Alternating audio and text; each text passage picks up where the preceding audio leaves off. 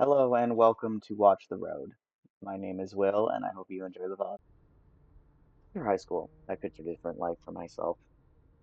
Somewhere far, far away from the dingy trailer park I grew up in, a huge city, maybe or even the lovely countryside. But college didn't go the way I planned. 2 horrible semesters and my scholarship was revoked. Just like that, I was back where I started. Living at home was hell. I didn't last long. With what little money I had saved, I found a tiny apartment and job. Not exactly my dream gig, but it was offered to me easily by an old friend. Commercial truck driving. Woo. It's been a year since it's been a year since and it's way lonelier than I had expected. Because of how busy I am, I've become distant with everything. My friends, family, and even myself. At least I'm making ends meet for now. I had a couple of close calls at the beginning, bad weather for starters, and then there were evil drivers, horrific traffic. God, the list could go on and on. I'm used to it now, mostly. My sleep schedule may be whack and my spine's beginning to hate me, but I made it work. Still, on the next I feel a bit off kilter. Tonight's one of those nights. Wow, we have a name.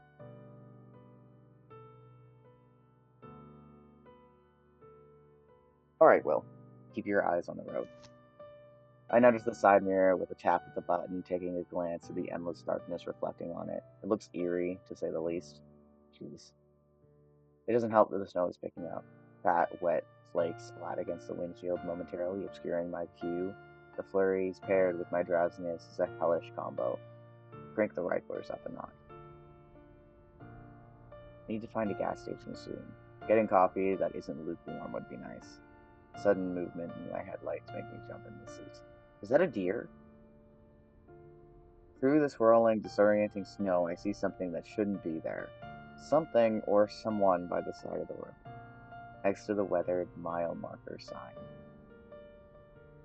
The young man. He's got his thumb out, arm extended hopefully in the air. The hell? My first thought is that I must be daydreaming or even hallucinating, since I was running on caffeine and spite. I rub my eye quickly, and lo and behold, he's still there. Who in their right mind would hitchhike out here, in this weather? Part of me knows this is obviously suspicious and I should stay away, but another wary, miserable part sees someone worse off than me. We'll slow down. Oh god, this is so stupid. There's a there's a plethora of wrong things that could happen, but I can't leave someone out here like this. It goes against every moral bone in my body. What if he freezes tonight? Like that little match girl story. More of it. I ease my foot off the gas, and the heavy box truck sighs as it loses momentum.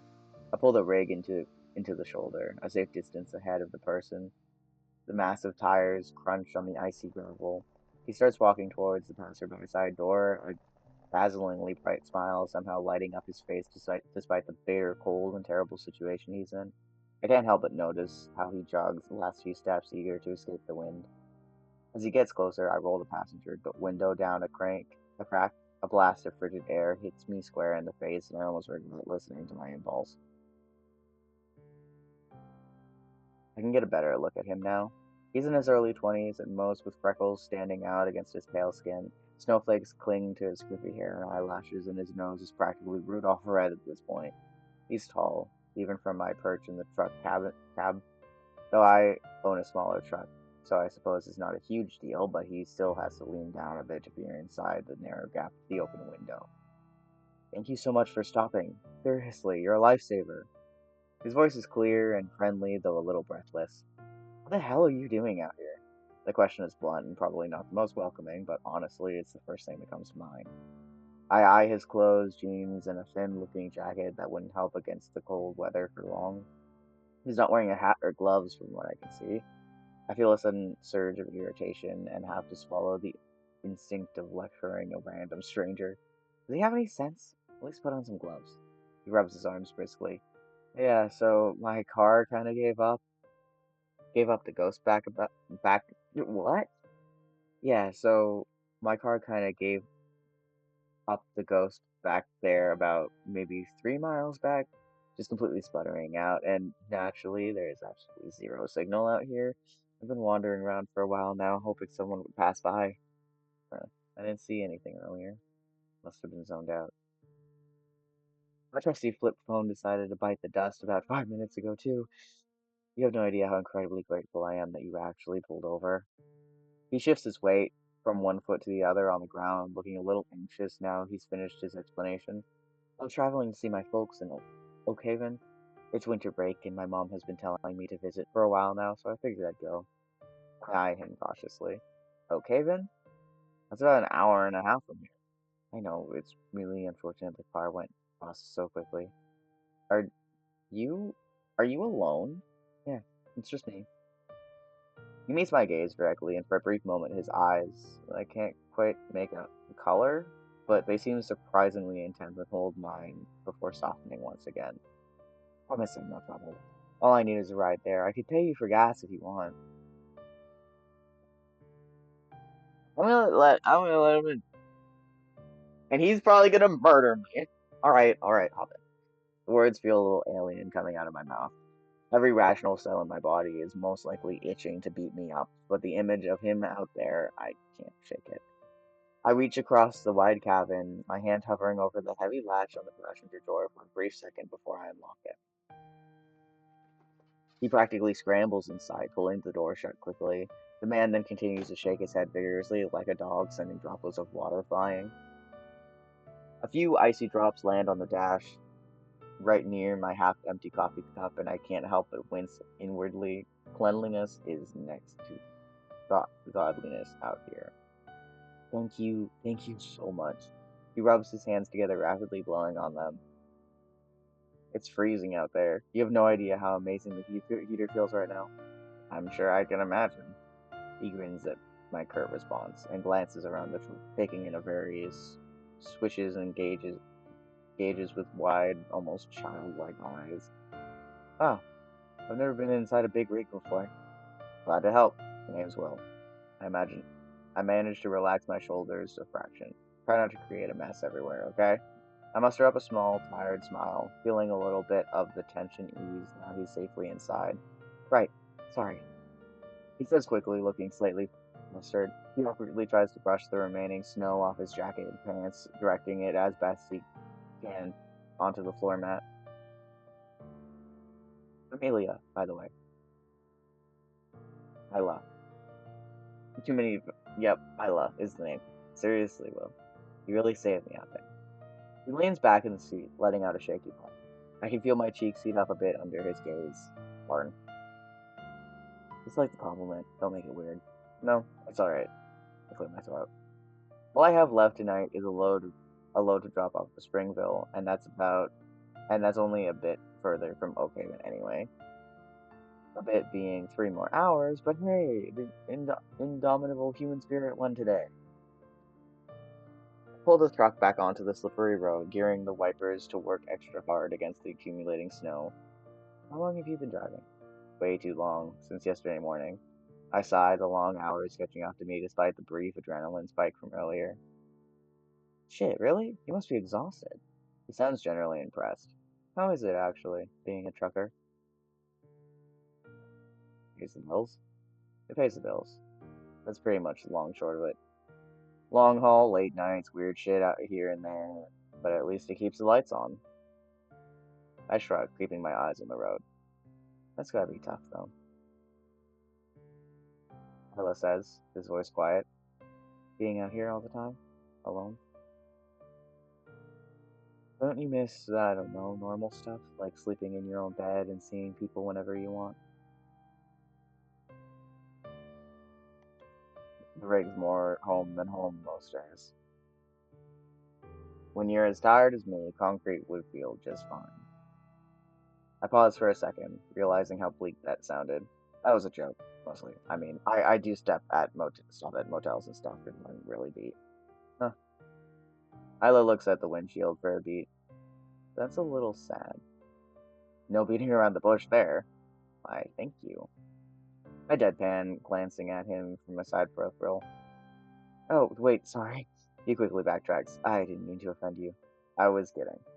I managed a slight more genuine laugh this time. It's okay. I don't really care. Ah, okay. That's a relief.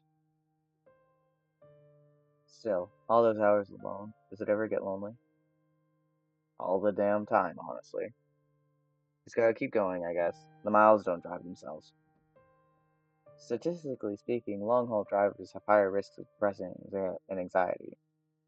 He says it so matter-of-factly, like he's reading from a textbook. It's an odd thing to state. He catches himself, though, after seeing my expression. Sorry, that was kind of tactless. Probably not the best thing to blurt out, my bad.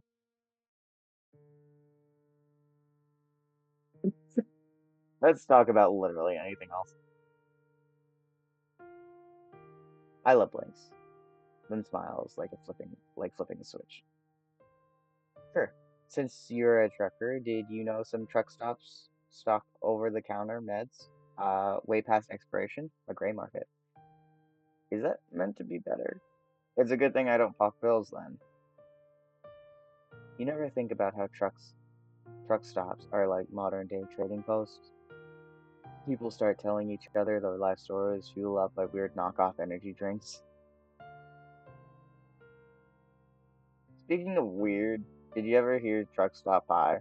The fuck are you talking about? I can barely keep myself from giggling.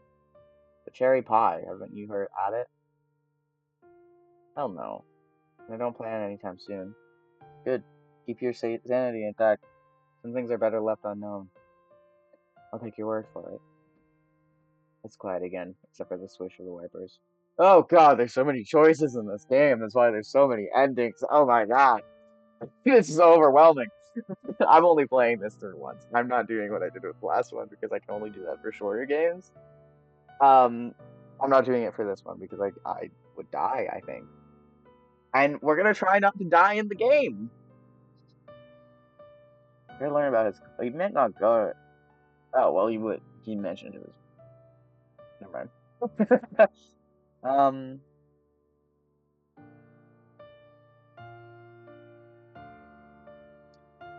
Are you excited to see your family? Yeah, I can't wait. It's been a while. I catch him flexing his fingers against the knee, like he's counting something. Tell me about them. Cool. What are your folks like? What are they doing? Okay, then. Oh, typical stuff. Gardening and crossword puzzles, mostly. Now they're retired, keeping busy. Before they stopped working, Dad was a doctor, a general practitioner, Mom was a nurse. A doctor and a nurse. Wow, sounds like a solid, respectable family. Maybe this is it. A chance to see what a normal, stable life looks like up close. I don't want to be on the road forever, meeting people like this. Maybe it opens doors. I mean, a whole family of most likely wealthy folks loaded with all kinds of connections. This would be my way in. It feels a bit awkward to suddenly bring it up, but it shouldn't be a big deal. He's been pretty open so far. That's awesome. They sound great, really impressive, actually. Hey, this might sound weird, and you can totally say no, but since I'm dropping you right there anyway, would it be alright if I said hi when we get there? Just for a minute. I won't stay for long, obviously. I have to drop off the stuff, but, yeah, if it's not too much trouble. It'd be cool to meet them, and, see a little more of Oak. The air in the cab goes instantly cold, colder than the snow outside. His face smooths out completely, every trace of warmth, of humor, of humanity drains from his features. Isla's eyes are suddenly terrifyingly still and empty like deep, dark pools of water. No. No? Why not? Did I say something wrong? My heart is suddenly pounding really, really fast. It's not a good time, really. My dad, he's actually not doing so well. That's why I'm going to him. He's been really sick lately. And when he's like this, he gets really confused. He can't handle surprises well and doesn't like strangers around at all. Now that he's bedridden, it's just gotten worse. It would make things way more difficult for everyone if you introduced yourself, especially for him. How on earth is he bedridden but able to garden? Bedridden? But I thought you just said he retired and into gardening. That's a pretty big difference. Retired and sick. It happens. People get sick, Will. It's not always a slow decline. He can move around and stuff, but he needs help for a lot of it. He came on pretty fast. That's why I rushed home for a bed. Everything changed so quickly. No, something seems suspicious. I don't trust him. It's quiet again, except for the swish of the wipers. I mean, I'm pretty sure this guy is going to ruthlessly murder me, but that's the entertaining part. Um,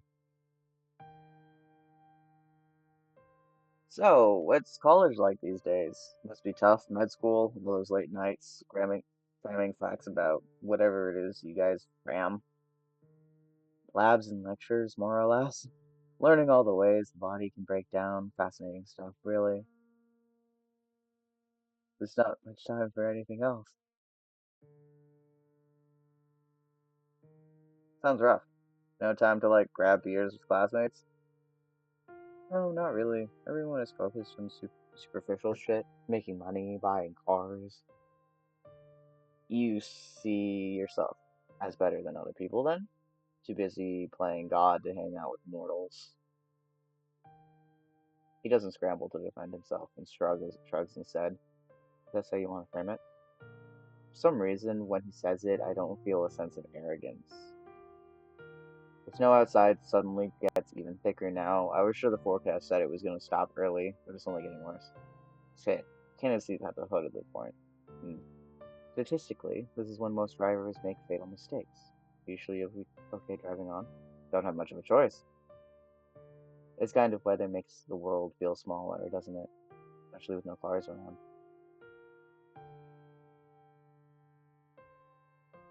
Still kind of beautiful though. I feel like I'm in a maze or in a snow globe even. He smiles. He smiles, and it doesn't reach his eyes. It's quiet again for the swish of the wipers. I can't tell if he's a murderer or just depressed. I can't tell. I don't know. You ever notice how isolated it feels at night?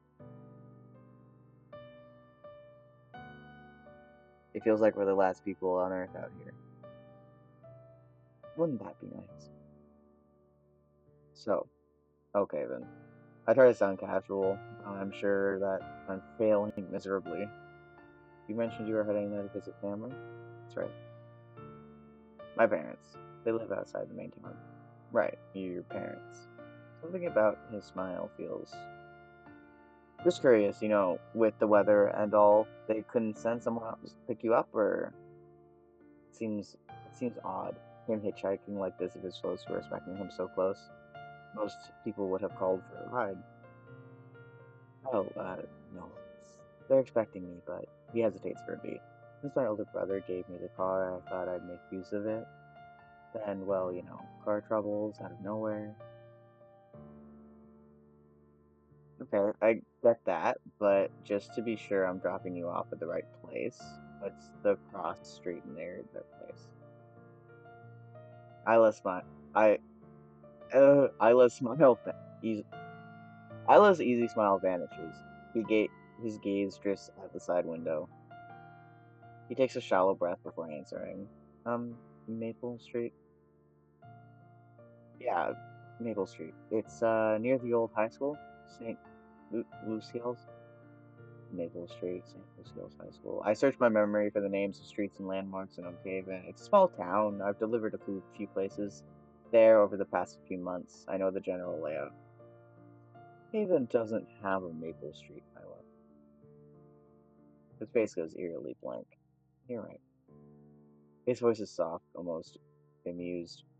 It doesn't. Okay, I'm gonna get fucking murdered. Here's what's going to happen. So you just lied to me. No, it's a pretty popular inside joke in Oakhaven, a dumb one, in all honesty. He went outside to ask where we live. We always say Maple Street, near St. Lucio's, because he leans closer. There was this old urban legend in Oakhaven about a teacher who haunted Maple Street. Kids used to dare each other to run past her house at night. But the thing is, that Maple Street doesn't exist anymore. The town council renamed it decades after some mayor's wife. So when people ask for directions, locals mess with them by sending them to a street that doesn't exist anymore. I'm not really sure where the St. Lucian's Park came or originated from, though. It's stupid, I know, but my dad thinks it's hilarious. He gets it rubbed off on me. That kind of makes sense. Small towns do weird shit like that. Lord knows the type of pranks I'd use to I'd used to do on unsuspecting folks. This one seems harmless.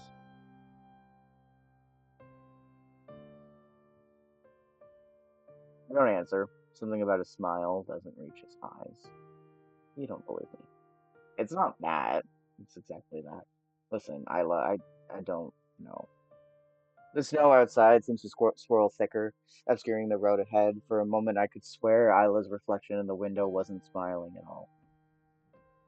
It's quiet again, except for the swish of the wipers. Uh,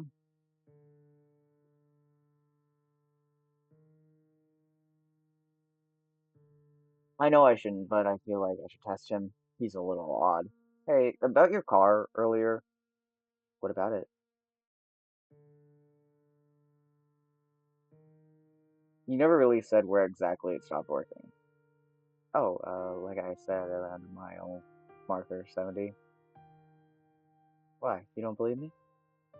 It's not that, but wait, I thought you said it was a mile marker 82 or 83 when I first picked you up. I left flinches. Yeah, that's what I meant. 82 or 83. Sorry, I'm must be getting smart. That's bullshit. I want coffee, but I need to get him Oakhaven first.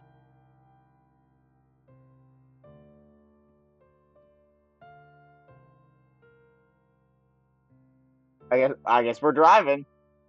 We're going. The remaining miles lay out before me. I don't know if I have the strength to continue.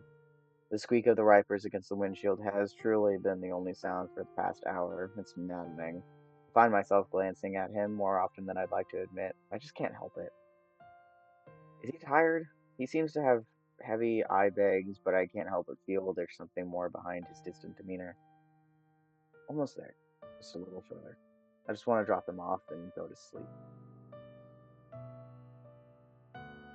The first faint glow of distant streetlights and houses begin to prickle in the darkness ahead, like cigarette embers against charcoal-colored concrete. Oakhaven, finally. Welcome to Oakhaven. Looks like we made it. A wave of genuine relief washes over me as I see the town sign, almost forgetting about the strange man beside me. I pull the truck past the initial few outhouses until the main street of Oakhaven appears. It's lined up with dormant shops that have their windows darkened out and a single traffic light casting an eerie red glow. Visiting it at night was unsettling. I was well acquainted with Oakhaven already, but I've never stayed for longer than I had to. Will? Hmm? I was thinking. Parents' place isn't too far from here. It's a short walk off the main road. Maybe 15 minutes. It's easier than trying to navigate your truck in these small streets. You'd probably get stuck, or at least have a hell of a time turning around. You could just park it here if you'd like. It's a perfectly safe spot at the time of night, and I could take you up there. You know, show you the way. My mom would love to say thank you herself for getting me home. Well, that's something completely different than you said earlier. You're really offering me to meet them after all? Wait, seriously? You're not just offering because you feel bad, right? I swear, Isla, I'm not. It's not that big of a deal. It's not that. I just generally want them to meet. I was a bit too irritated and emotional when you asked me earlier, but they definitely asked questions regarding the car, and then, well, my family is a bit traditional. They'd at least want to thank you or give you a meal for bringing me back home. I might die! Okay, yeah, I'd like that. A short walk sounds fine, either way. Something feels off about all of this. Maybe you don't understand. Lock the truck and step outside along with him. You sure my truck won't get towed? Nah, he'll be fine. Come on, follow me. It's really chilly outside. I wrap my hands around myself, glancing around. It's so quiet out here. I guess everyone's asleep. right? Wreak havoc out here, and nobody would know. This one right here, officer. Isla laughs a bit in my rather unfunny comment before directing me towards a narrow path. Jesus Christ, I don't want to go there. My breath fumes white in front of me. I wonder how long it's been since I took a stroll like this at night. We continue walking for a few minutes, right towards a path between tall, dark trees. It looks less like a path and more like a gash. Jesus, do your folks live in the wilderness? It's a bit of a shortcut, saves us a few minutes and avoids the longer route in the block. Do you mind? Man, lead the way then. The air grows noticeably denser as we step beneath the dense canopy of trees. The moonlit struggles, then fails entry to penetrate the thick, intertwining branches. A gentle crunch of snow beneath our boots is now the only sound.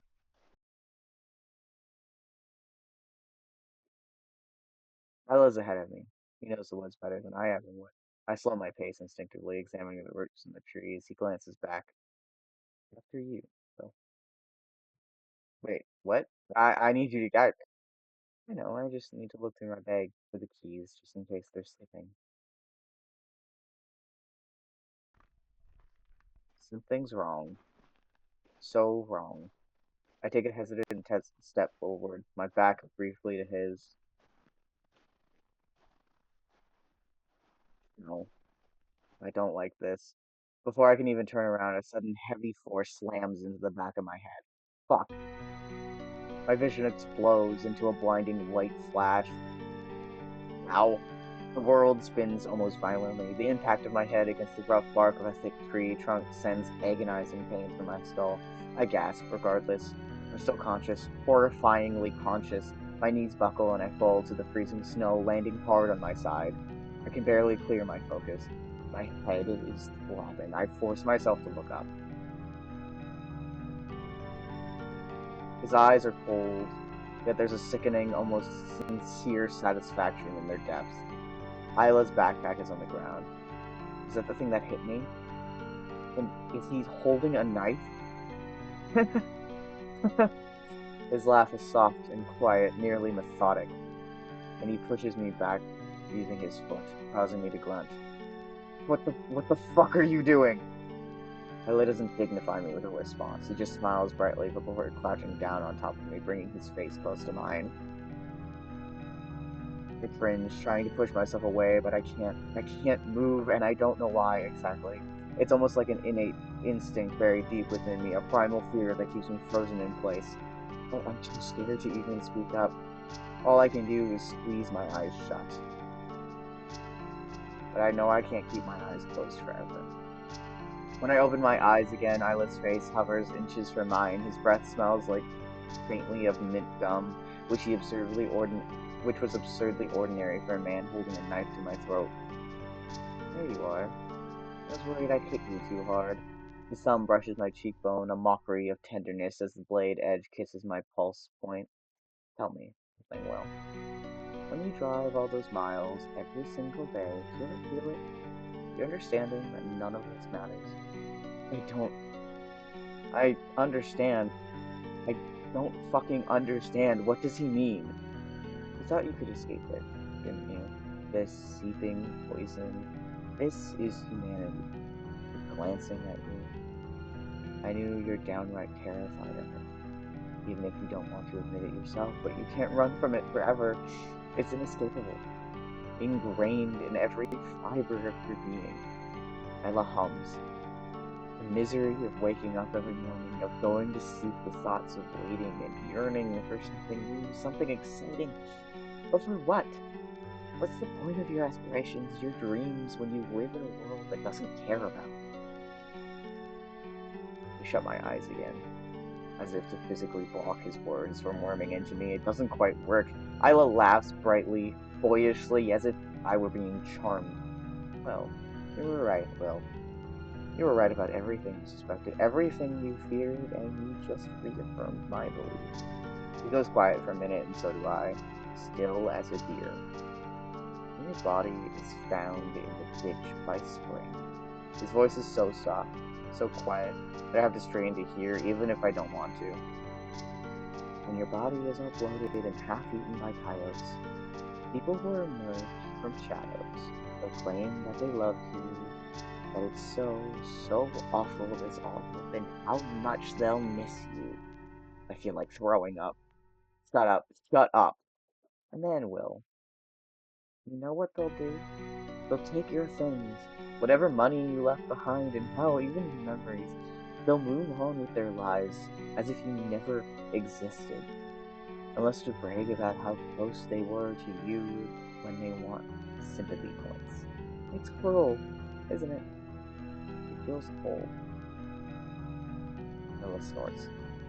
You must have thought yourself a great savior, picking up a stranger by the side of the road like that. Please, I won't tell anyone. My voice is weak and hoarse. I'll go. I'll leave. Nobody will ever know that. A light laughter interrupts me, sending a crow to scatter from the branches.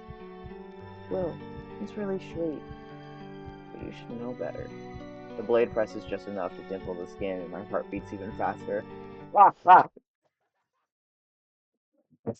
Oh shit! Everything! I panicked because I didn't know the instructions and everything fell off my desk. Oh my god. Okay, it's fine. I was not expecting to have to interact with it. I was so afraid. Oh my god, there's bots in my chest.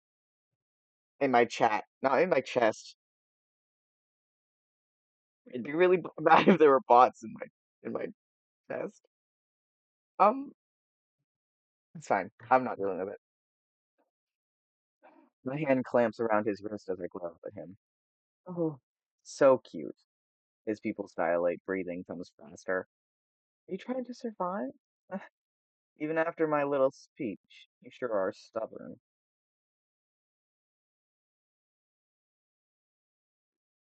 Kick him in the dick!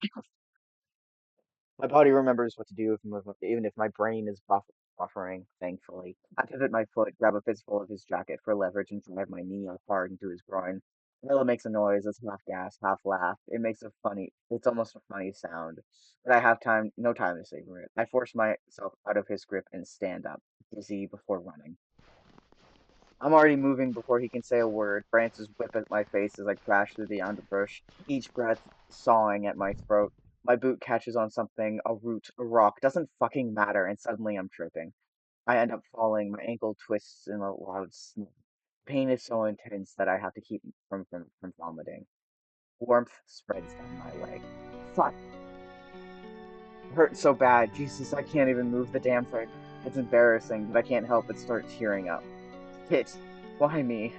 I roll into my back as his shadow falls across me, blotting out the moon. The bastard isn't even breathing hard. I don't look up. You are full of surprises, aren't you? He twists, nudging my ruined ankle with his toe, and I bite down on my lip to keep from screaming. Pity. You sure were adorable, trying to rile me up like that. Kill me already, goddamn psycho. I know the words. I hiss the words out, but twitch uncomfortably when he presses his boots on top of my swollen ankle. I stammer, off into a gasp, trying to keep myself from crying before looking up. Somewhere in the midst of my agony, I realize the ginger bastard is chuckling at my strudel. Such a foul mouth on such a pretty face. All that fight just to end up here. It's poetic, in a way. Are you? My teeth chatter from the shock and the cold.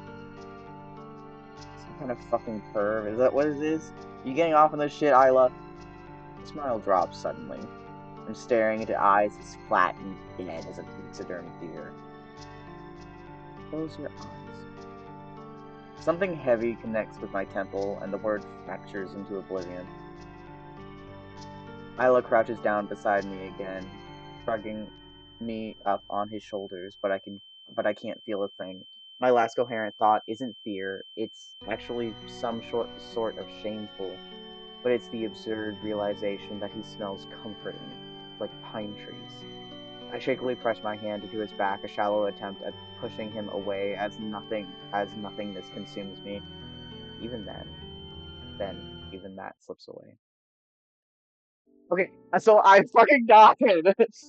I um I assume that's a bad ending. Nothing open. Why did nothing open? Why is that just where it is and it's not an ending?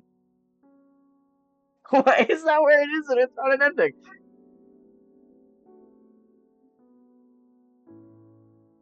What? Ending gallery. There's no ending gallery. There's so many endings. Are they all him murdering me? Are they all him murdering me? I think so.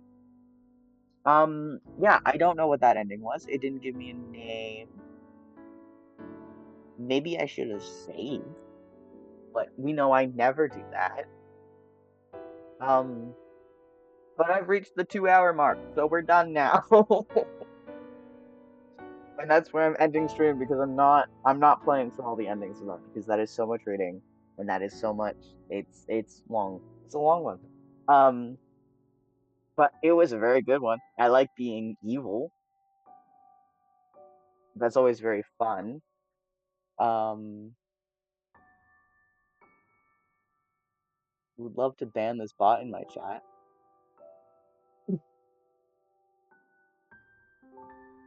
I'm trying to ban. Oh my god. Why can I not ban you?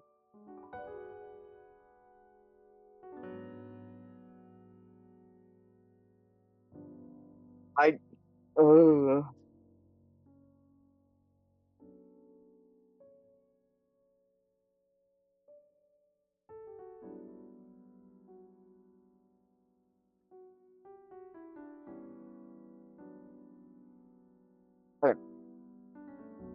yeah, that was a good stream. I'm leaving now. I'm hungry. I need to go get food. I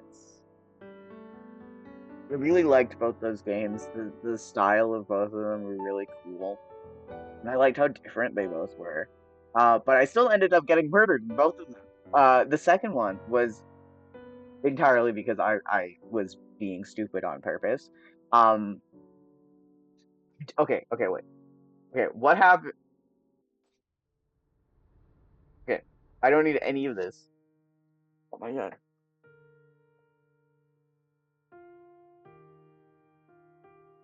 Okay.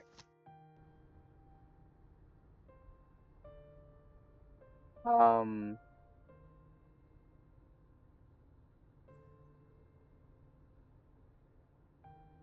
Hold on. This is if we don't pick him up. Nope, nada, not getting involved. Too many weirdos on these roads. I squeeze the wheel tighter and fix my gaze forward, pretending I don't see a damn thing. Didn't go looking for trouble. Press down on the accelerator again, a little more firmly this time. The engine groans in response, settling back into its steady rumble. I force myself not to look in the rearview mirror, but I can't help it, and I throw a quick glance away anyway. In the glass framed by the truck's cabin, I see his shape rapidly diminishing. For a split second before he disappears completely, I could swear I saw his head turn and felt his eyes on the back of the truck. The prickle of something unpleasant nags at me. After another few minutes pass, I shake my head and clear it. Just gotta get this load delivered. Nothing else matters right now. I'm alone in the truck, just like any other night. Maybe that's for the best. Neutral End 1, The Lonely Road. Great. Why didn't... I'm kind of worried it broke for the first one, and that there was more to it, because it didn't end.